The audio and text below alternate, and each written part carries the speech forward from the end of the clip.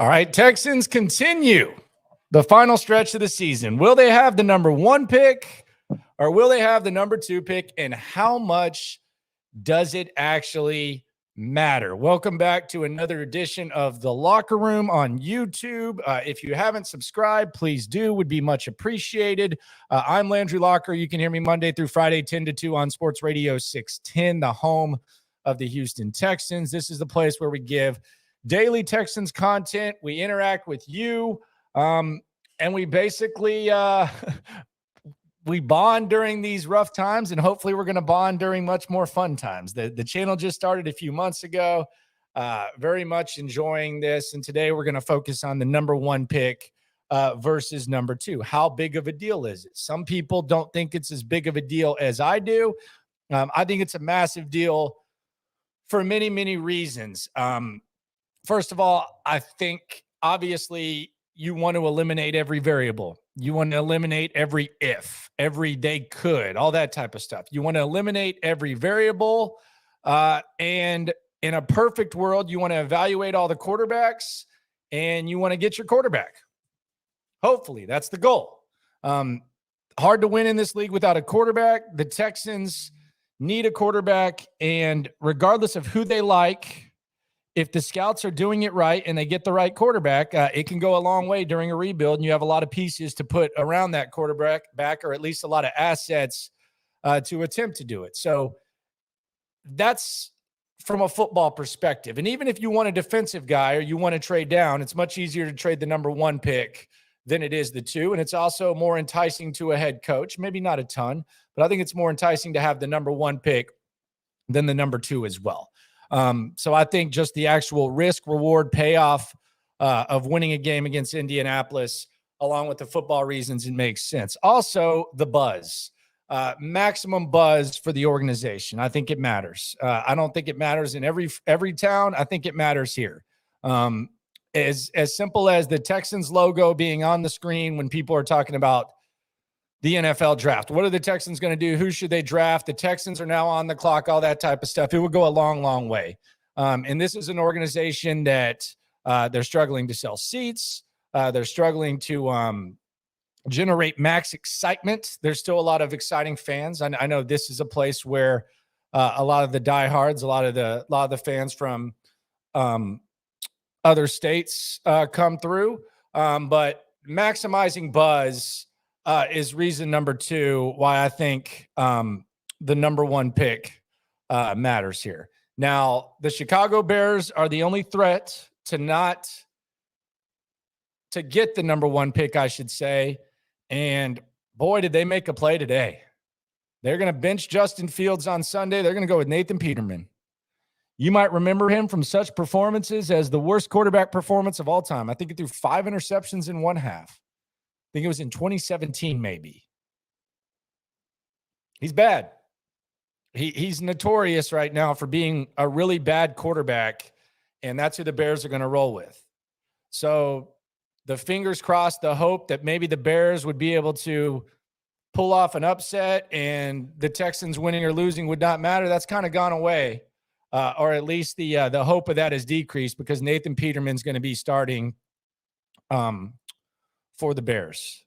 So not great at all. Let's hear from Lovie Smith, head coach of your Houston Texans. This is Lovie Smith this weekend talking about the difference between the number 1 pick and the number 2 pick. And let's just say Lovie went answering this. Well, I think it's easy to answer that question.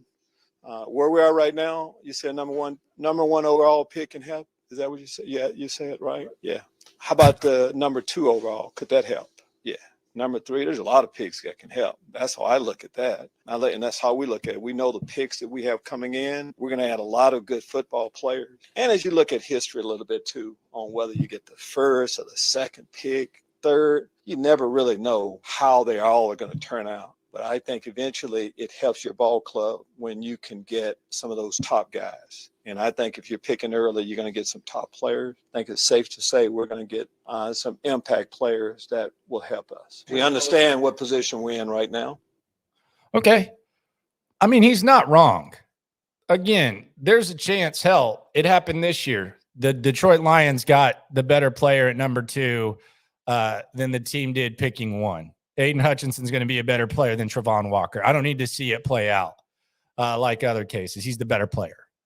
And we kind of knew that heading into the draft. So he is right. But again, I think it goes back to the buzz and the buzz that is necessary in this town, in this specific situation.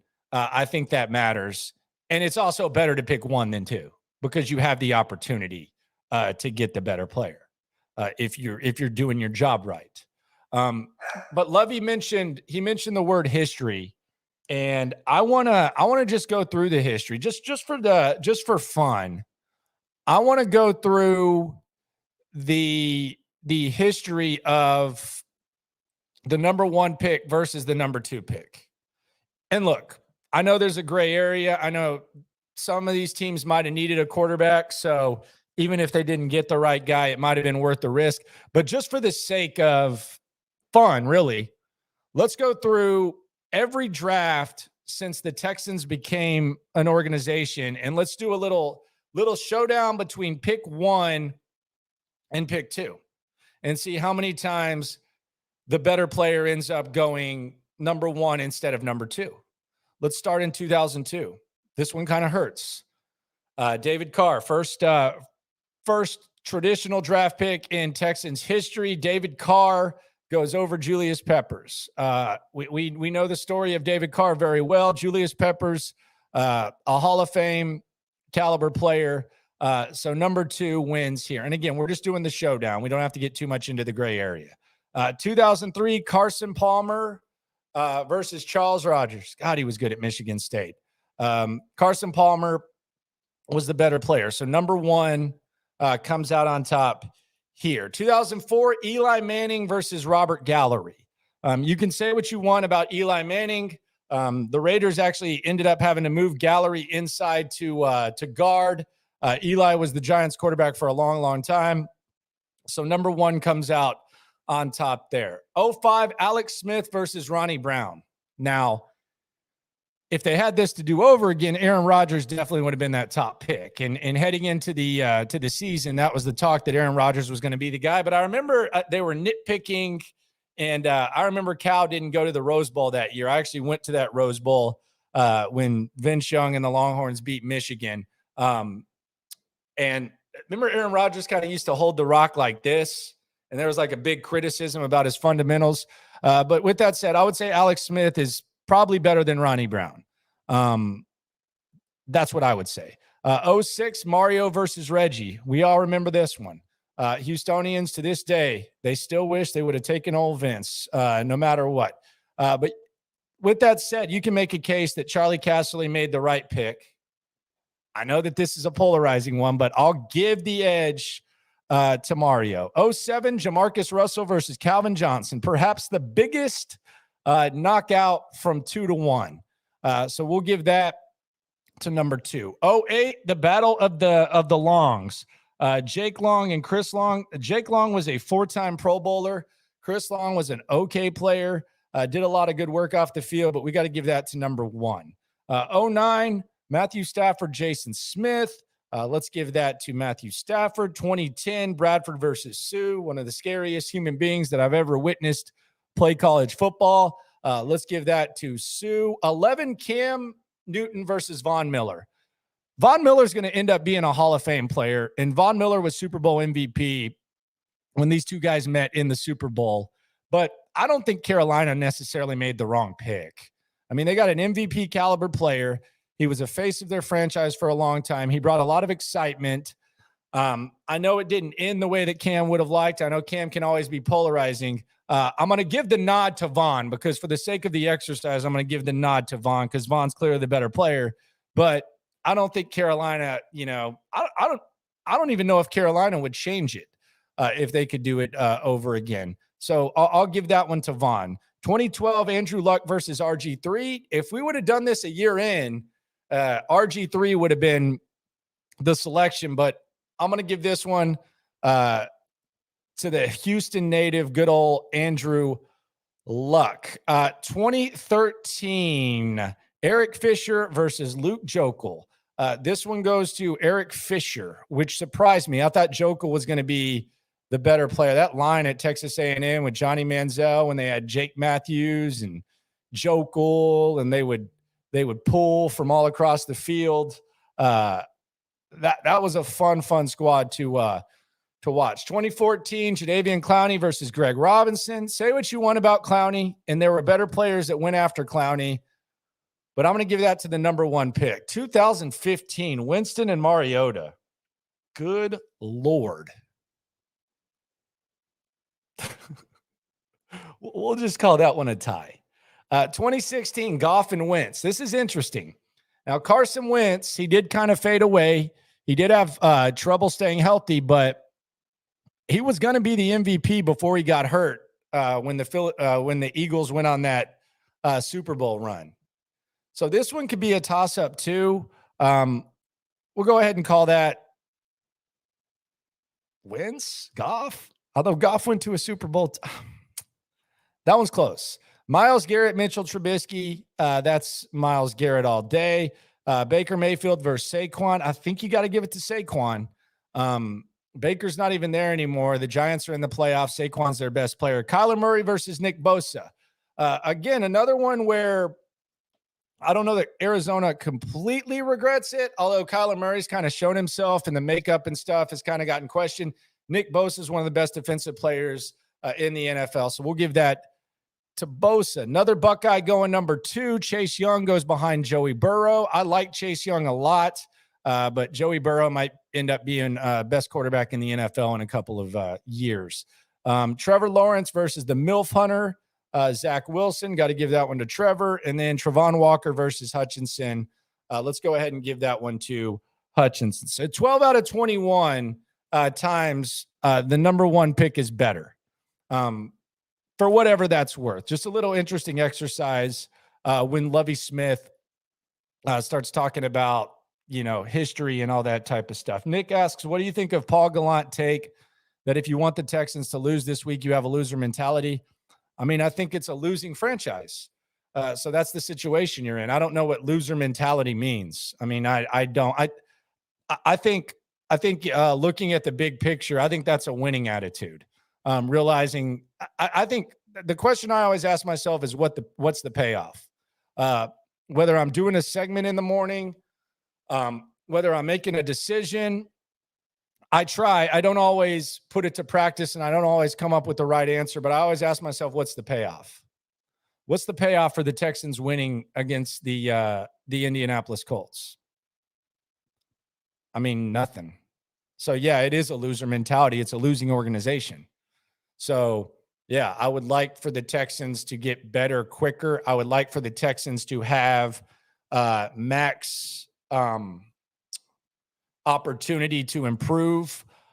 You get rewarded for losing. That's not the case in every league, but in the NFL, you get rewarded for losing. Usually, in a hardo world where we talk loser mentality, wussification and stuff, there's not a reward for losing. There's typically a reward for winning, but in the NFL, you get rewarded for losing. So sure, it's a loser mentality. It's a losing organization. And a lot of these guys aren't going to be here anymore. We have a great chance of losing if we start Mills. That's a fact. JT, need a new regime next season. I concur. Dylan, if we select the tight end with that second round pick, would that be a wasted pick or would that be value pick considering the depth at wide receiver and running back in the draft? I want to go running back, wide receiver, and quarterback with the first 3. I think you can get some good value. The kid out of Notre Dame is supposed to go first round. So you have some other decent tight ends. The Utah kid, really, really good ball player. And look, if you find a good tight end in the second round, I don't think it's a wasted pick at all. And the argument for it, and I think it's kind of the same argument for running back, is you're drafting at the top of the draft. You're getting the best one. So you're getting you have a chance to get the best tight end in the draft, assuming that a tight end hasn't gone up to that point. And who knows, the kid could fall the Notre Dame kid could fall to the second round. So, yeah, I like helping the offense at this point. Get the offense straight. Hope these young defensive players blossom, and then you can make some tweaks in free agency and the draft as well. Would be a slap in the face if the Colts traded up in front of us and took the QB you want. Now I got to face the guy for years. Yeah, it would suck really bad. Honestly, it would be terrible. Vincent Marks, why are you scared of the, I'm assuming you're saying Bears having the number 1 pick. I'll tell you in a sec. And I'll use the voice of one of the great draft gurus, Jordan Reed, to do that. Say we lose out on Young. Do we go QB? Who is the second best QB, or Will Anderson? I don't like any of these quarterbacks early, except Bryce Young. That's me. I do not want to take Will Levis. I'm not a CJ Stroud guy. You could talk me into CJ Stroud in like the 10, 11, 12 range. But the second best, if you ask me, I think it's CJ. But I don't think CJ's in the same category as Bryce. I think the other guys, Will Levis and Richardson, I think they're the kind of projects. Nobody other than the Texans and Raiders want Bryce Young. I don't know what your source is for that, but okay, I'll take your word for it, John O'Connor. Why are you scared of the Bears having the number 1 overall pick? Do you think they're going with quarterback? It's not necessarily about scared. It's just about not even getting a, like, why would you even want to have to risk it at this point? Like, why would you even want to have to wonder what they're going to do or who's going to call them? Like, what's the point? Like, what's the point? It's not a matter of scared. Like, if you told me, like, let me put it this way, and I said this on the show this morning. If you want to check it out, you can go check out the Odyssey app.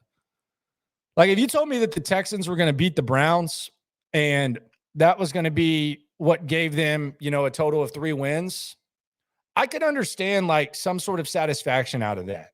Like, I could understand, beating Deshaun Watson when he came back, and the fact that you're kind of going to remember that for a long time, that your franchise quarterback came back.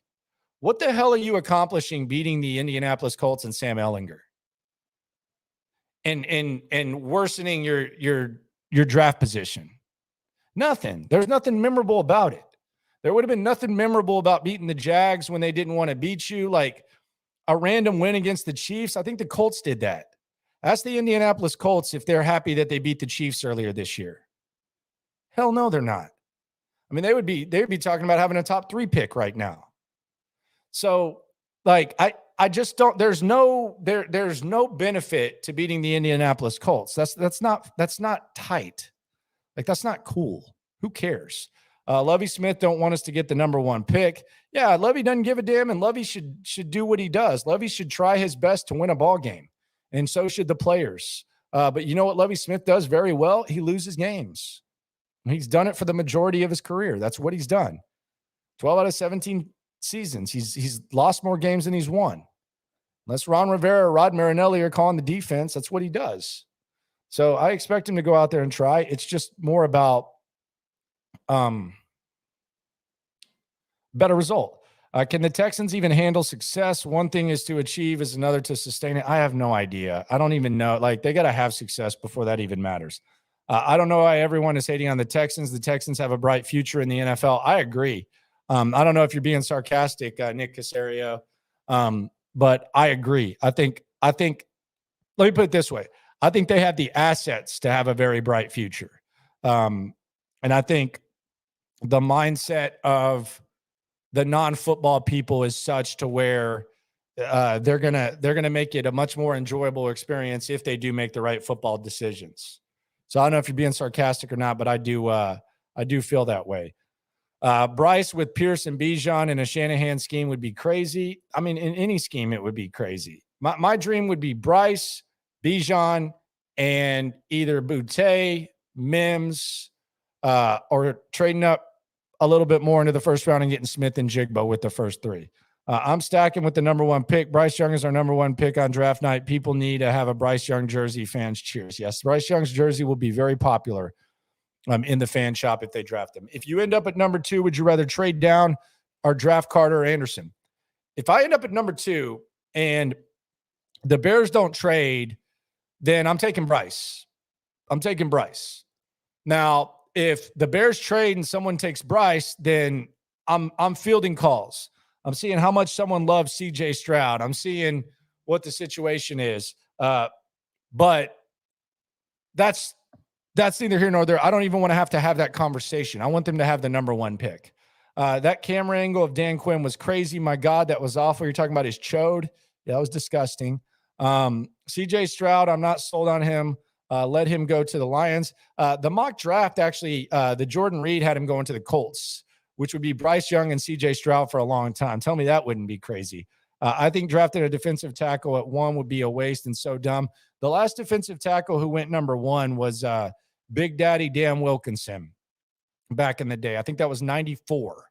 That was a long time ago. I know the Cowboys, after they went 1-15 in 89, they drafted Russell Maryland, number 67, out of Miami.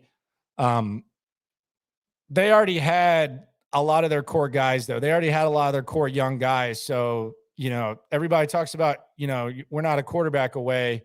When the Cowboys took Russell Maryland, they already had Troy Aikman. Michael Irvin was already there. I think they got Emmett shortly after, if not in that draft. So, drafting a defensive lineman, D tackle, like you hear all this stuff about, quarterbacks and there's never been this. Drafting a D lineman's tough. Although the exercise we just did, if Sue would have gone ahead of Bradford, I don't think anyone would have complained. So there's been times where the D lineman's good, but yeah, I don't know about that. Still down to pay Pollard. Yes, I'm down. I'm down to overpay Tony Pollard. Very much so. I'm down to overpay some of these running backs because the Texans are in position to where they can. If they draft Bryce Young, is the best player available the rest of the draft? Yes, but I would go offense the first 2. Houston Texans, I don't know how 2023 is going to look. Yeah, none of us do.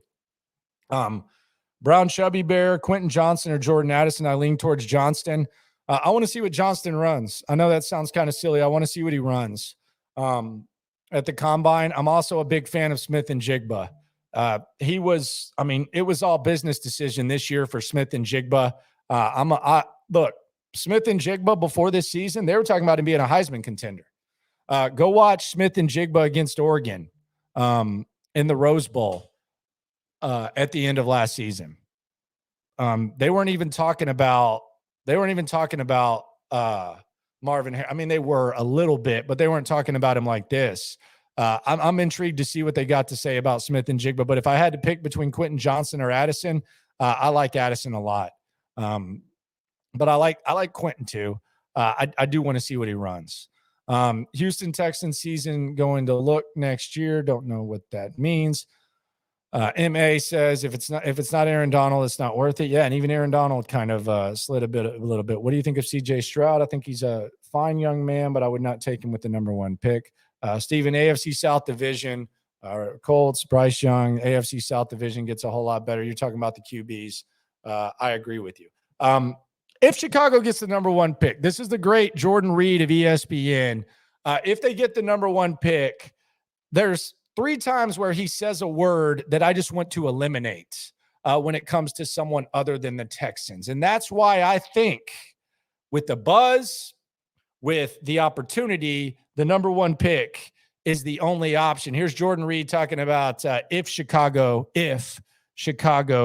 gets that number 1 pick, what they may do. They could look to take one of these interior defensive linemen or an edge rusher in Will Anderson of Alabama. He's the one that comes to mind, and I really like what he brings to the table. Now, his production did slip a little bit, 34.5 tackles for loss, 17.5 sacks a year ago, but he still was phenomenal this year. He moved around a little bit more than what he was accustomed to, and that was the biggest reason why his production fell off a little bit. But another player that I think could be in play is Jalen Carter, which is from Georgia, and he's a player you have to go all the way back to Dan Wilkerson back in 1994. That's the last time we've seen an interior defensive lineman go number 1 overall. So while it is unlikely, I think those are your 2 guys at number 1 overall if the Bears get the number 1 overall pick, but they could look to trade out as well. All right, there you go. Could. I don't want any coulds. I don't want any mights. I don't want any ifs that don't have to do with the Texans. That's why number 1 is more important than number 2. I don't want that. You shouldn't want that.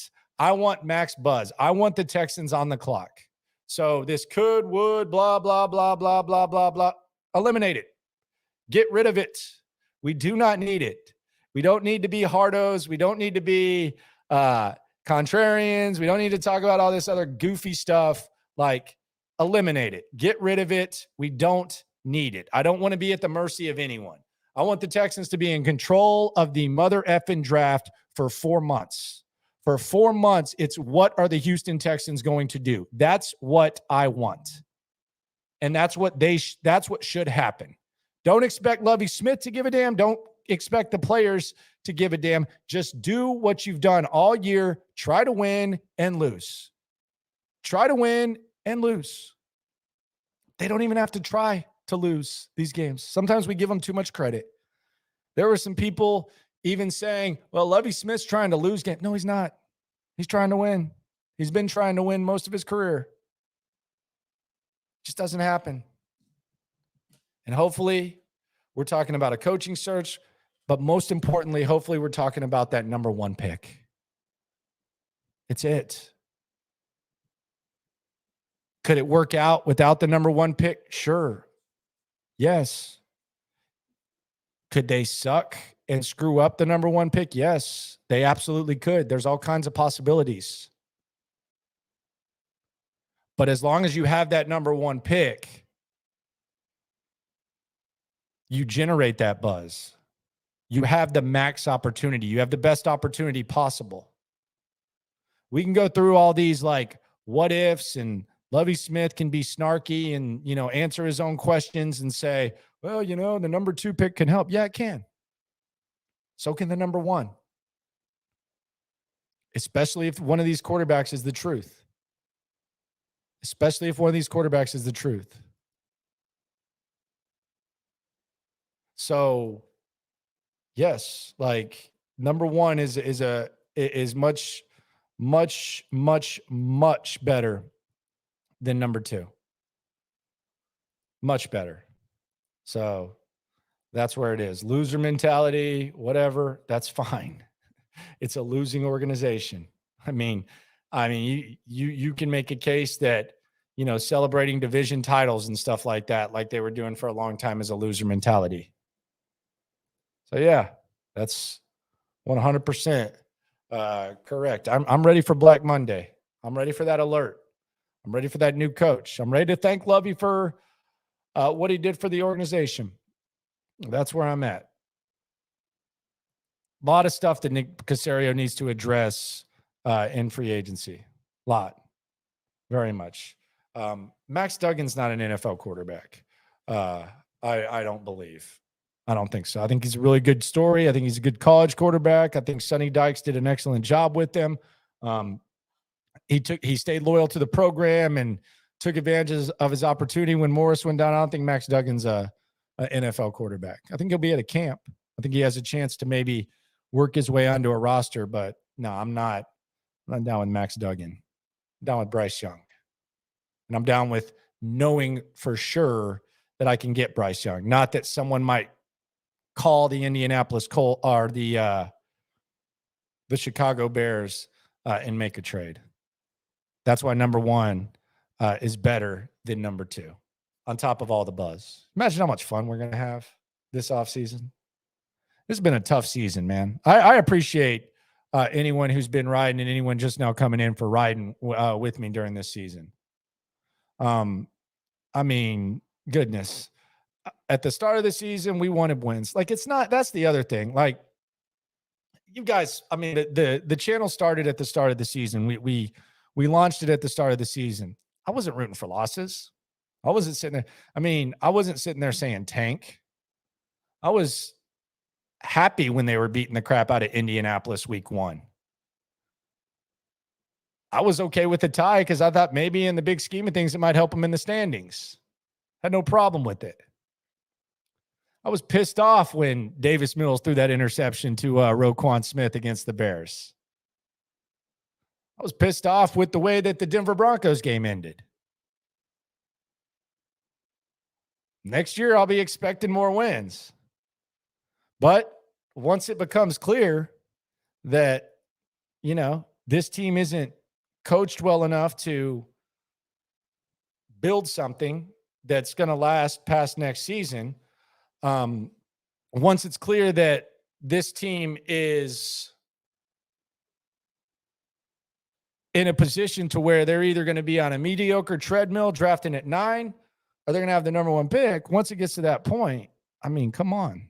That's what you want. You want to lose. You get rewarded for it. So that's just where we're at right now. And that's where we'll be for at least one more week. Bridge Howard, imagine if we pick second and the team trades to number 1 and takes the QB like that would be the worst scenario. No doubt. Ross, if someone in the top 4 calls to trade, you listen. Maybe. I mean, if you're at 2, like all bets are off. I just want Bryce Young. But if you're at 2, and I could be wrong about Bryce Young, I just think he's perfect for this situation for football reasons and non-football reasons. But yeah, if you get to number 2 and someone wants to trade up, yeah, go ahead. Hell, Chicago traded up 1 spot to get Mitchell Trubisky. And that's the other thing. Like, people were saying, well, why would you trade up? Because someone else could have to get him. That's how valuable having a pick that early is that someone might just trade up 1 or 2 or 3 spots. Like Indianapolis at 5, they could call the Colts. They can give a first rounder next year. And if the Bears feel like they don't need a quarterback, they can get it. And they'll probably think Indianapolis is going to be sorry too. I mean, there's no reason to think that Indianapolis is going to be like some sort of world beater. So if you're sitting at 1 and Indianapolis calls you and they say, hey, we'll give you our 1 next year. We really want to trade up and get Bryce Young. I mean, you're going back to what, 5 or 6, and you're getting Indy's 1. Where do you think that pick's going to be? I mean, I know it's a year-to-year league, and we didn't anticipate Denver being in the top 10. Some of us didn't. We didn't anticipate the Rams being in the top 10. Where do you think Indy's pick's going to be? I mean, that's a scary situation. That's a really, really scary situation. Slepe says it's not a big deal, really. Stroud and Young are both good QBs. I don't think too many teams think that way. Where, well, it doesn't matter what quarterback we get. Teams fall in love with quarterbacks. Teams study quarterbacks. Like Nick Caserio is going to have a quarterback he likes a lot. We're not talking about, another position. Like, this is quarterback. This guy has the ball in his hands half the time. He can make a lot of things better. Hell, Deshaun Watson was lipstick on the pig of the organization that was being run by Easterby and Bill O'Brien for a long time. So, like, I'm sure that Slepe, or however you say it, Sleepy, I don't know. I'm sure you were probably saying that when Peyton Manning and Ryan Leaf were coming out. It doesn't matter. You're going to get your quarterback anyways. It's all good. No, I can promise you that's not how teams are going to think when it comes to the quarterback position. They might think that way, although I doubt it on certain positions, but with all the work that they're putting in and all the work that they've already put in to evaluate a quarterback, I don't think there's going to be like some sort of coin toss for a quarterback. Not that position. Promise you. And it's not even going to be the same answer. Hell, they might like Will Levis or CJ Stroud. But when they're all around a table and the head of scouting goes around the table, or Nick Caserio says, all right, scout Goodhair, James Lippert, tell me which quarterback you like. And then he tells him. He goes to the next guy. The guy tells him, or the head coach, he tells him. They're not going to sit there and say, well, you can flip a coin. They're both good. No, there's that. If there's ever been a table being pounded, it's going to be at the quarterback. It ain't that simple. I can promise you that. Everybody's so worried about Texans winning on Sunday, but Mills, Lovie, and Pep will find a way to lose the game. Exclamation marks like that. Young and Stroud is a huge gap. In my opinion, Bryce is the front runner. Okay, so you like Bryce. I'm with you too. Bridge says that would be a nightmare, especially if Nick doesn't like any other QB. Yeah. That's the other situation. Jason has another scenario. If you end up with 2, would you give up one of our thirds and a fourth to move 2 to 1, just not to have to worry about team trading them? They're going to be, I mean, I would see them being pretty creative and open to a lot of trades. I would have to see like a specific ball player in that instance, and I'd have to see that trade chart that everyone obsesses over. Even if Stroud is not as good as Young, is he a Super Bowl caliber QB? I don't think so, but maybe some do. Texans will lose on Saturday because of Lovie Pep. He said again, yes, sir, Captain Stu. These are the things Nick should be thinking about ASAP. You're going to draft Young, good OC early, yes. It's going to be a fun offseason. Can't wait. Number 1 over number 2. Cap and trade tonight. I'm going to be on with Texans Cap. Who knows what we're going to talk about? Hopefully he's got some energy. He's been doing a little bit better lately. My girl always looks at me like I'm so mean when I say that, but really, you got to admit, sometimes Cap kind of seems like he's sleeping on the job. But he's gotten better about it. And he's always spying on me, so he always hears me saying this. But he's been on it. We'll talk about that. The legend Texans Cap. Subscribe to his channel. Little cap and trade, and we will keep this going, man. We will keep this going. Number 1 over number 2. Subscribe, spread the word. Appreciate the love. It's going to be a fun off season. Lovie Smith says not a big deal. I tell Lovie Smith, slow down. It is a big deal. Don't expect you to be down for the cause, but hopefully you can keep doing what you've been doing, losing, because this would be one of those instances. Like Gloria said in White Men Can't Jump, sometimes when you win, you lose. Sometimes when you lose, you win, which is what the Texans could do on Sunday. Whether they win, though, whether they lose, just remember, we are all in this together.